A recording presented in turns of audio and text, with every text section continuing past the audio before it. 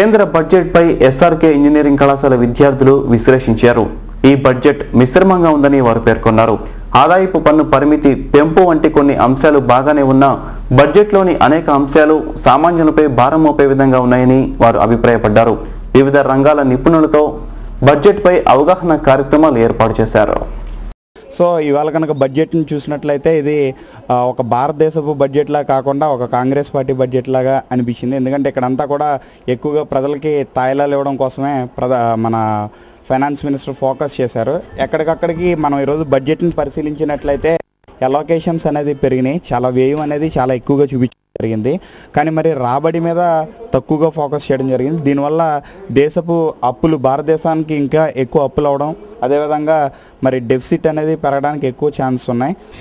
ఆ బడ్జెట్ గురించి ముందుగా ఎస్టిమేట్ చేసి మనకి సర్ప్లస్ వచ్చేలాగా చూడాలనుకున్నారు. అందులో ముఖ్యంగా ఏంటంటే మధ్యాహ్న పథకం భోజనాల గురించి చెప్పడం జరిగింది. విద్యార్థులకి ఇదొక ముఖ్యమైన విషయంగా చెప్పచ్చు. కానీ ఇంప్లిమెంటేషన్కి వచ్చేపాటికి ఆయన దారుణంగా వైఫల్యం చెందుతున్నారు. ప్రస్తుతం ఉన్న ఈ లోటుని ఆయన ఏ విధంగా పోడ్చగలుగుతారో మనమే చూడాలి రాబోయే సంవత్సరంలో. ఇది ఖచ్చితంగా సామాన్యుడి బడ్జెట్ అయితే కాదు, ఇది ఖచ్చితంగా పారిశ్రామిక బడ్జెట్. వైద్య, విద్య, ఆరోగ్య రంగాలకి పెద్దపీట వేస్తూ అలాగే పారిశ్రామిక రంగాన్ని కూడా మర్చిపోకుండా ఆయన వేసిన బడ్జెట్ చాలా ప్రణాళికాబద్ధంగా ఉంది. అమలు పరిచే సంగతి కింది డౌన్ స్ట్రీమ్ వాళ్ళు చూసుకుంటారు. అలాగే ఇది పారిశ్రామిక రంగానికి కూడా పెద్దపీట వేసేటట్టు ఉంది. ఎందుకంటే కనుక పెద్ద పెద్ద ఎయిర్లైన్ సంస్థలైన Kingfisher and then Jet Airways ఇవన్నీ కూడా ప్రాబ్లమ్స్లో ఉన్నాయి. వీటిని సరిచేయడానికి ఆయన ఏవియేషన్ రంగానికి కూడా ఫారిన్ డైరెక్ట్ ఇన్వెస్ట్మెంట్ డైరెక్ట్గా ఇన్వెస్ట్ చేయడానికి, అలాగే ఫారిన్ ఫ్యూయల్ని డైరెక్ట్గా తీసుకురావడానికి కావాల్సిన ఇంప్లిమెంటేషన్ అంతా కూడా బడ్జెట్లో చేకూర్చారు. అలాగే గ్రామ రెవెన్యూ సహాయకుల నియామకాలకు ఇటీవల నిర్వహించిన పరీక్షల్లో ఉత్తీర్ణులైన అభ్యర్థుల ధృవీకరణ పత్రాలను పరిశీలించేందుకు విజయవాడ డివిజనల్ రెవెన్యూ అధికారి వెంకట్రావు షెడ్యూల్ను ఖరారు చేశారు. గ్రామ సహాయకుల నియామకాల విషయంలో అనుసరించదగిన విధి విధానాలపై అధికారులకు అవగాహన కల్పించామన్నారు. విలేకరుల సమావేశంలో ఆర్డీఓ ఎస్ వెంకట్రావు మాట్లాడుతూ విజయవాడ డివిజన్ పరిధిలో ఖాళీగా ఉన్న 105 గ్రామ రెవెన్యూ సహాయకుల వీఆర్ఏ పోస్టుల ఎంపిక ప్రక్రియ పూర్తయిందని తెలిపారు. ఎంపికైన అభ్యర్థుల అర్హత ధృవీకరణ పత్రాలను ఈ నెల 22, 24 తేదీల్లో క్షుణ్ణంగా పరిశీలించి నియామక ఉత్తర్వులను అందజేయాలని తహసీల్దారు, ఎంపీడీఓలకు సూచించినట్లు తెలిపారు.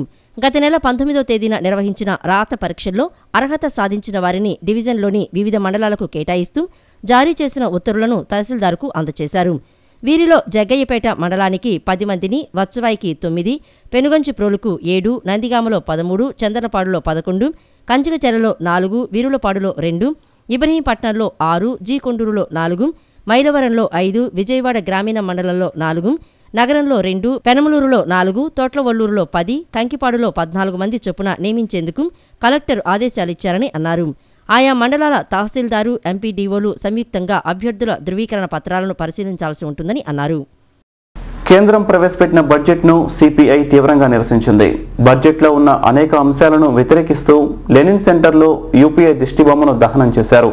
మైక్రో ఫైనాన్స్ కంపెనీలకు మేలు చేకూర్చే విధంగా బడ్జెట్లో ఉన్న అంశాలను ఆ పార్టీ రాష్ట్ర కార్యదర్శి కె నారాయణ విమర్శించారు. కేంద్ర బడ్జెట్పై నగర వ్యాప్తంగా నిరసనలు పెళ్లిబుకాయి. బడ్జెట్పై సిపిఐ తీవ్ర ఆగ్రహం వ్యక్తం చేసింది. పార్టీ నాయకులు ఆధ్వర్యంలో లెనిన్ సెంటర్లో యూపీఏ దిష్టిబొమ్మను దహనం చేశారు. పార్టీ రాష్ట్ర కార్యదర్శి కె నారాయణ ఈ కార్యక్రమానికి నేతృత్వం వహించారు. ఈ సందర్భంగా ఆయన మాట్లాడుతూ ఇది ప్రజా వ్యతిరేక బడ్జెట్ అని దుయ్యబట్టారు. పేద ప్రజలను పీల్చి పిప్పి చేస్తున్న మైక్రో ఫైనాన్స్ కంపెనీలకు మేలు చేకూర్చే రీతిలో బడ్జెట్లో అవకాశం కల్పించారని నారాయణ తప్పుపట్టారు. ప్రజలపై భారాలు మోపే విధంగా బడ్జెట్ ప్రవేశపెట్టిన యూపీఏకు కాలం చెల్లిందని తీవ్రస్థాయిలో ధ్వజమెత్తారు.